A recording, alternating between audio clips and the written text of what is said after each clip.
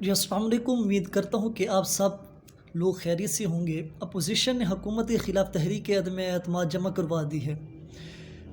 اور جب یہ پارلیمنٹ کا اجلاس بلایا جائے گا تو اس پہ ووٹنگ ہوگی، بحث ہوگی، اور اس کے ساتھ ساتھ حکومت یہ الزام لگا رہی ہے، سب سے بڑا الزام یہ لگا رہی ہے کہ اس کے پیچھے جو تحریک جمع ہوئی ہے اس کے پیچھے غیر ملکی ہاتھ ہے۔ اس کی کیا تفصیلات ہے یہ میں آپ کے ساتھ شیئر کروں گا،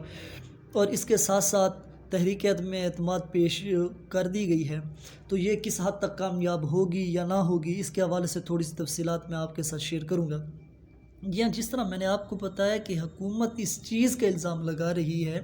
کہ جو تحریک جمع کروائی گئی ہے اس کے پیچھے غیر ملکیات ہیں، کیا ان کے پاس کوئی ثبوت ہے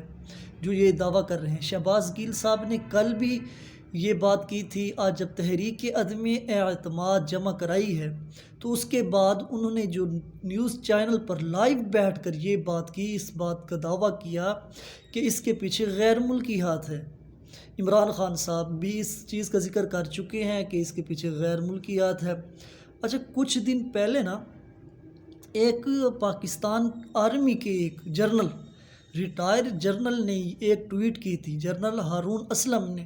جی ہاں جی، ایک ریٹائر جرنل تھے، ان کا پاکستان کی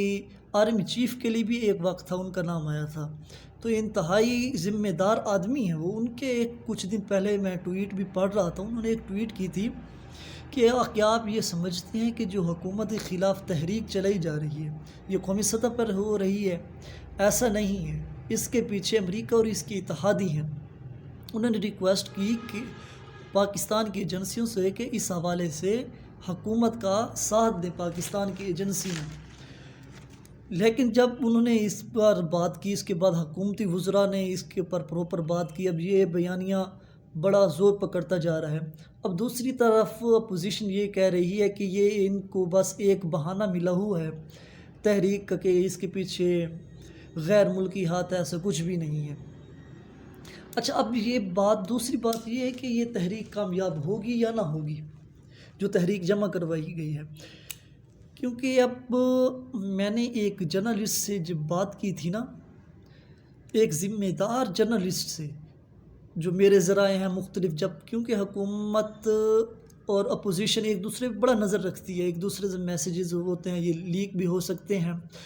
تو میری تحقیق کے مطابق آج 8 مارچ کو ابھی تک جو تحریک جمع کروا اپوزیشن کے نمبر پورے نہیں ہیں، کیونکہ جس عدم اعتماد کو جمع کروایا وہاں 88 ان کے ارکان کے دستخط موجود ہیں، حالانکہ ان کے ارکان کی تعداد 162 ہے۔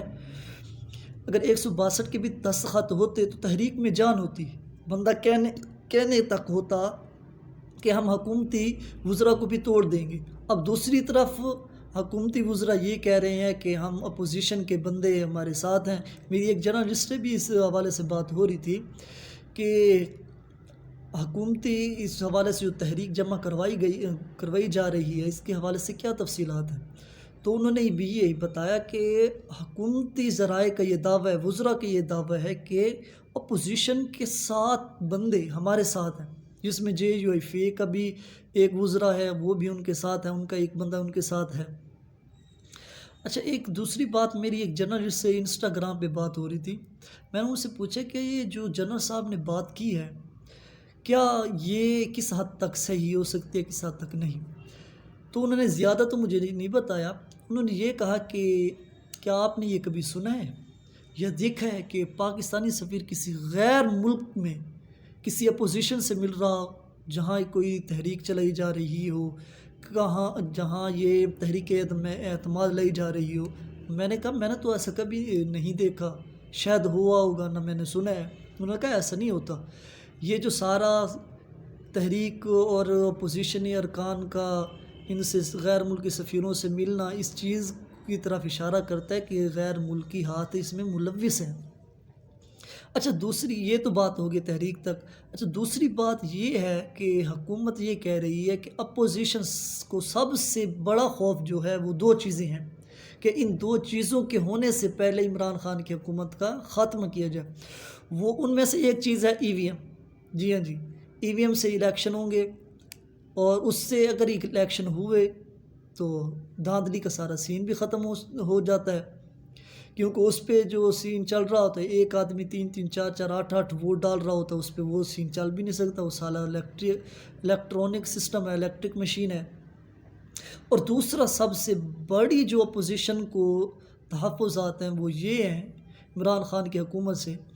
کہ اوورسیز پاکستانیوں کو ووٹ کا حق نہ دیا جائے۔ جی ہاں جی، اپوزیشن یہ سمجھتی ہے کہ اگر ان کو حق دیا گیا تو وہ عمران خان کو ووٹ دیں گے، کیونکہ عمران خان کی بین الاقوامی سطح پر مقبولیت اپوزیشن سے کہیں زیادہ ہے۔ اپوزیشن پچھلی حکومتوں کے جو وزراء گزرے ہیں ان کو کوئی جانتا تک نہیں تھا، اب عمران خان کو اوورال پوری دنیا پذیرائی حاصل ہے، تو ان کا یہ خیال ہے کہ اوورسیز پی ٹی آئی کو ووٹ دیں گے، لیکن میرا نہیں خیال کہ وہ پی ٹی آئی کو دیں۔ وہاں نون لیگ کے بھی چاہنے والے ہیں، جے یو ایف اے کے ہیں، پیپل پارٹی کے بھی ہیں، کیونکہ اگر اوورسیز پاکستانیوں کو ووٹ کا حق دیا گیا تو وہاں تو یہ سین چل نہیں سکتا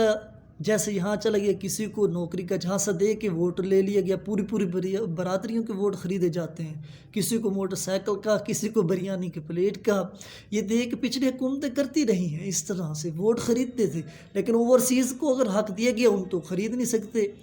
اور اپوزیشن یہ کہہ رہی ہے کہ ان کی 6 سیٹیں الگ کر دی جائیں اوورسیز پاکستانیوں کی، جو 90 لاکھ پاکستانی بیرون ملک مقیم ہیں، ان کے 6 نمائندے منتخب کر دیں، ان کو کہہ دیا جائے کہ آپ کی یہ 6 سیٹیں ہیں، اور وہاں یہ اپنے منتخب بندے وہاں رکھ لیں گے۔ یہ سارا سین چل رہا ہے جس کی وجہ سے یہ اپوزیشن کو خوف ہے۔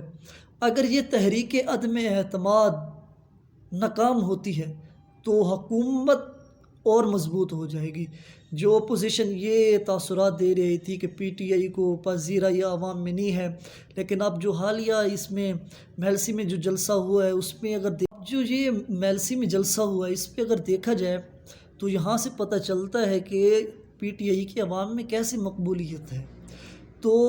اگر